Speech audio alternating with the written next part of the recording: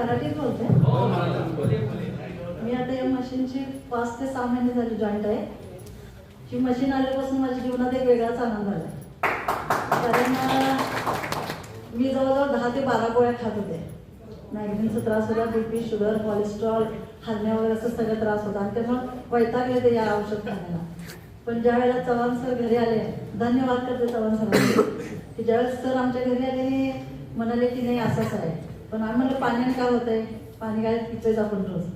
पण सर म्हणाले नाही येऊन बघा. ज्यावेळी मी डेमो बघितला तरी पण मी 1 महिना असंच घालवले.